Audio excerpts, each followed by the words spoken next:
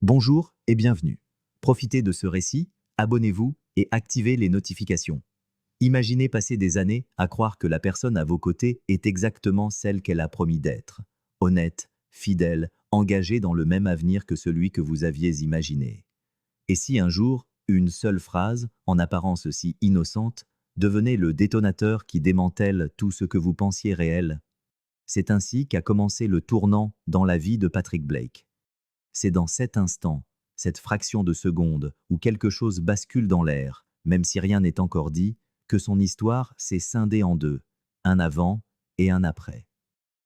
Patrick avait toujours été de ces hommes qui valorisent la stabilité, méthodique au travail, soucieux du détail dans ses finances, prudent avec ses mots.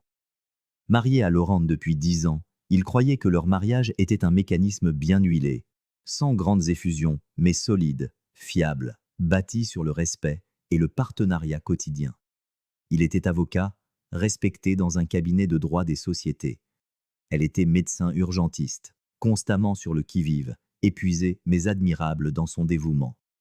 Ensemble, ils avaient construit une routine paisible où chacun savait exactement où se trouverait l'autre. Du moins, c'est ce que Patrick croyait. Ce soir-là, après une longue journée au bureau, Patrick rentra et vit Lorraine préparer le dîner. Il l'observa de loin, comme il le faisait toujours, admirant la simplicité de l'instant. Mais quelque chose clochait.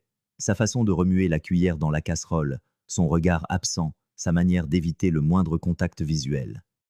Patrick connaissait sa femme, et ce n'était pas seulement de la fatigue, c'était de l'hésitation. C'était une culpabilité enveloppée de silence. Avant même de savoir de quoi il s'agissait, il sentit son estomac se nouer, et quand elle parla enfin, c'est comme si chaque parcelle de son être avait compris avant que les mots ne se forment complètement. Ryan est en ville, je pensais prendre un café avec lui. Bissot, yes, ah, c'est tout. Sans fioriture, sans émotion, comme si elle parlait de changer de voiture ou de commander une pizza. Patrick ne répondit pas tout de suite. Il savait qui était Ryan Thompson, non pas parce que Lorraine en parlait, mais précisément parce qu'elle évitait toute mention de son passé avec cet homme. Et cela, en soi, était déjà un signe. Patrick garda son calme, comme à son habitude, mais à l'intérieur, il était déjà un homme différent, un homme qui peu à peu commençait à se demander s'il connaissait vraiment la femme qui dormait à ses côtés depuis tant d'années. Lorraine le regarda et ajouta: mais si ça te met mal à l'aise, ce n'est pas grave, je ne suis pas obligé d'y aller. La facilité avec laquelle elle reculait fut, étrangement, ce qui le dérangea le plus. C'était comme si elle savait qu'elle n'aurait pas dû demander, mais qu'elle avait tout de même tâté le terrain, juste pour voir jusqu'où elle pouvait aller. Patrick secoua la tête en silence et dit que c'était d'accord, mais quelque chose dans cette réponse sans poids, cette reddition rapide, lui fit comprendre que cette conversation était loin d'être terminée. Dans les minutes qui suivirent, ils continuèrent d'agir comme si de rien n'était. Le dîner fut servi. La télévision fut allumée sur la chaîne habituelle, et la routine reprit son cours. Mais à l'intérieur de Patrick, le malaise grandissait, une sensation lancinante qui ne cessait de le tourmenter. Il essaya de prétendre que tout était sous contrôle. Après tout, ce n'était qu'un café avec un ex, qu'elle-même avait décidé de ne pas voir, n'est-ce pas? Mais tout cela sonnait comme un avertissement, quelque chose qui lui disait que cette nuit calme et ordinaire était le début d'une série de révélations qui allaient changer sa vie d'une manière qu'il n'aurait jamais pu imaginer. Patrick avait toujours été un homme attentif, pas seulement en raison de sa profession, qui exigeait précision, souci du détail et maîtrise de toute faille dans un argumentaire, mais aussi par nature. Il percevait les moindres changements de ton, les ruptures d'habitude, les contradictions que d'autres ignoraient. C'est pourquoi, lorsque Lorraine dit qu'elle renonçait à voir Ryan pour éviter un conflit, puis agit le lendemain comme si de rien n'était, quelque chose en lui commença à se réorganiser. C'était comme s'il assistait au début d'une intrigue qu'il ne comprenait pas encore, mais dont il sentait déjà qu'elle finirait mal. Et ce qui le troublait le plus, c'était précisément ce sentiment, la certitude que la vérité avait déjà commencé à être dissimulée. Les jours suivants, Patrick tenta de reprendre sa routine avec effort. Il allait au travail, assistait à des réunions, répondait à ses emails, mais son esprit était toujours ailleurs. Ce qui coulait de source était devenu épuisant, et la situation empira lorsqu'il remarqua le premier détail inhabituel. Lorraine envoyait moins de messages. Auparavant, à la fin de chaque garde, elle envoyait un « je pars » ou un simple emoji cœur, quelque chose de discret mais de constant. Soudain, ces signaux disparurent. Au début, il tenta de se justifier. Peut-être était-elle débordée, simplement fatiguée. Mais l'esprit de Patrick, habitué à assembler les pièces d'un puzzle, savait que l'absence de signal était, en soi, un signal. Il y eut une nuit en particulier qui marqua le véritable début du doute. Lorraine rentra tard, avec une légère odeur de parfum différente de celle qu'elle portait habituellement. Ce n'était pas celui qu'elle mettait pour le travail. C'était le genre de fragrance qu'elle réservait aux occasions spéciales, et son maquillage, bien que subtil, était là. Elle dit qu'elle avait remplacé une collègue, mais il n'y avait aucun dossier dans son sac, et elle ne portait pas les chaussures à semelles en caoutchouc de l'hôpital. Patrick observa tout cela calmement, sans la questionner, mais il enregistrait chaque détail. Et il commença à le faire à chaque fois qu'elle sortait. À qui parlait-elle? À quelle heure rentrait-elle? Ses cheveux étaient-ils attachés ou lâchés? Riait-elle beaucoup en arrivant? Portait-elle les mêmes vêtements? Tout était désormais consigné mentalement. Il se mit à bâtir un dossier invisible, une sorte de journal émotionnel où chaque action de sa femme était une page qu'il lisait avec une attention accrue. Au fil des jours, les signes devinrent plus évidents. Lorraine se mit à laisser son téléphone face contre table, ce qu'elle n'avait jamais fait. Elle commença à dire qu'elle se couchait tôt, mais passait des heures enfermée dans la chambre avec son ordinateur portable, soi-disant pour étudier des mises à jour médicales. Et le plus étrange, son humeur fluctuait. Certains jours, elle semblait plus affectueuse que jamais. D'autres, elle était sèche, distante, indifférente à ses tentatives de conversation. Patrick remarquait qu'elle faisait un effort pour sauver les apparences, mais il remarquait aussi autre chose. Elle n'était plus la même. Et à chaque faux pas, il s'éloignait un peu plus de la naïveté. Jusque-là, Patrick n'avait jamais douté de Lorraine. Il n'avait jamais fouillé dans son téléphone, jamais posé de questions excessives, jamais fait d'insinuations. Mais maintenant, il se sentait traité comme un meuble, quelqu'un qu'on salue par politesse, qui fait partie du décor mais n'est plus inclus dans ce qu'elle pense, ressent ou désire. Et pour quelqu'un qui a toujours cru que la loyauté était le fondement de toute relation, cela faisait plus mal qu'une trahison avérée. C'était comme être expulsé de sa propre vie, comme être laissé derrière sans avertissement. Un dimanche après-midi, elle annonça qu'elle devait aller à l'hôpital parce qu'un médecin était tombé malade. Patrick lui souhaita bon courage et fit semblant de continuer à lire un article juridique, mais à l'intérieur, il explosait. Ses excuses devenaient trop répétitives. Son discours était devenu linéaire, automatique, sans variation. Pour quelqu'un qui analyse des témoins au tribunal, c'était le signe classique d'une répétition, d'une manipulation.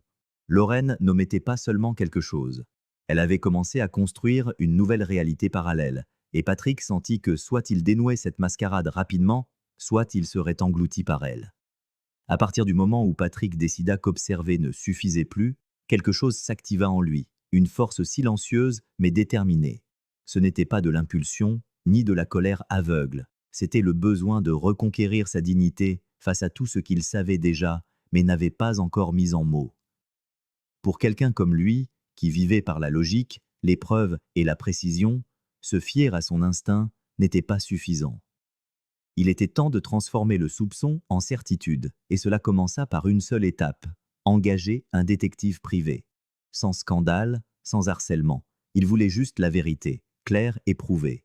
Et surtout, il voulait que cette vérité arrive au bon moment, de la bonne manière, avec l'impact que Lorraine méritait de ressentir. Le travail du détective fut rapide et efficace. En quelques jours, Patrick obtint des rapports détaillés confirmant tout ce que son cœur savait déjà, des photographies, des horaires, des itinéraires. Les informations coïncidaient avec les jours où Lorraine prétendait être de garde, mais en réalité, elle s'était rendue dans des centres commerciaux, des cafés isolés, et avait été vue plus d'une fois montant dans la voiture de Ryan Thompson. La touche finale fut une vidéo les montrant s'enlaçant, souriant, et finissant par entrer ensemble dans un motel discret. Il n'y avait plus de doute. La femme qu'il aimait avait transformé leur mariage en une pièce de théâtre, et il était le seul à croire encore au scénario original. Patrick, cependant, n'était pas du genre à exploser. Il était du genre à planifier. Et c'est à ce moment-là qu'il décida que s'il y avait pire que d'être trahi, c'était de voir le traître s'en sortir sans en affronter les conséquences. C'est alors qu'il contacta Amanda, la femme de Ryan. Quelques recherches sur les réseaux sociaux et quelques messages plus tard, ils convinrent de se rencontrer. Amanda était à l'opposé de ce qu'il imaginait. Élégante, ferme, une femme qui souriait avec les yeux mais portait désormais un regard brisé. Quand elle vit les photos, elle ne pleura pas. Elle prit une profonde inspiration, ferma les yeux une seconde, et lorsqu'elle regarda à nouveau Patrick, elle dit fermement « Il mérite de ressentir tout ce qu'ils nous ont caché ». C'est de là que naquit le plan, et tout fut pensé avec une précision chirurgicale. Ils choisirent un restaurant discret mais sophistiqué, un lieu où Lorraine et Ryan ne s'attendraient jamais à être confrontés. Patrick réserva la table des jours à l'avance, organisa le timing, prépara tout. Amanda, de son côté, dit à Ryan qu'elle voulait dîner dehors pour parler de leur relation, qui ne tenait déjà plus qu'à un fil. Il accepta sans discuter. Lorraine, invitée par Patrick pour célébrer un moment spécial, pensait également que tout était sous contrôle. Sa confiance en son propre jeu était si forte qu'il ne lui vint jamais à l'esprit qu'elle serait démasquée devant tout le monde ce soir-là. Quand Patrick arriva au restaurant, Amanda était déjà en position, chacun assis stratégiquement face à l'entrée.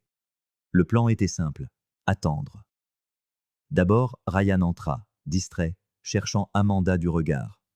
Juste derrière lui, Lorraine apparut, jetant un coup d'œil alentour avec ce léger sourire qu'elle arborait toujours lorsqu'elle pensait avoir le contrôle.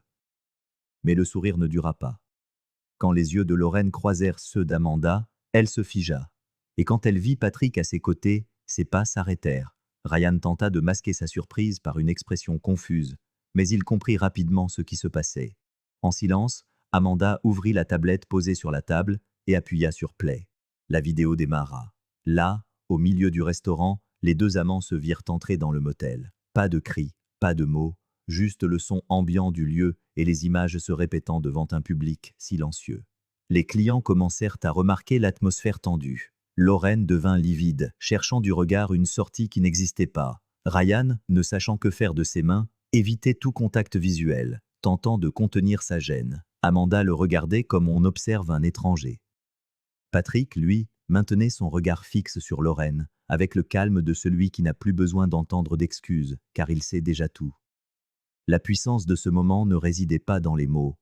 Elle résidait dans le fait que tout avait été orchestré avec élégance. Pas de drame, pas de scandale, mais avec la froideur précise que seule la vérité peut imposer. Patrick ne se leva pas. Il ne cria pas. Il regarda simplement Lorraine avec la sérénité de celui qui ferme un chapitre. Et dans ce silence, elle comprit qu'il n'y avait aucune chance de réparer quoi que ce soit, que tout ce qu'elle pensait pouvoir cacher venait de prendre fin, là, devant les deux personnes les plus trahies par ses choix. Le plan avait été exécuté, et ce que Lorraine et Ryan ressentirent cette nuit-là n'était que le premier avant-goût de la chute à venir.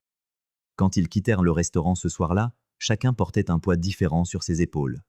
Ryan partit discrètement, le regard fixé au sol, comme s'il avait perdu son propre nom. Amanda s'éloigna la tête haute, mais ses yeux humides trahissaient la tempête qu'elle affrontait encore. Lorraine, quant à elle, resta immobile quelques secondes à la porte, comme si son esprit avait quitté son corps. Et Patrick, il partit en silence, mais avec un soulagement différent de celui auquel il s'attendait. Ce n'était pas du bonheur, c'était une libération tranquille, comme s'il avait lâché un poids qu'il portait depuis trop longtemps.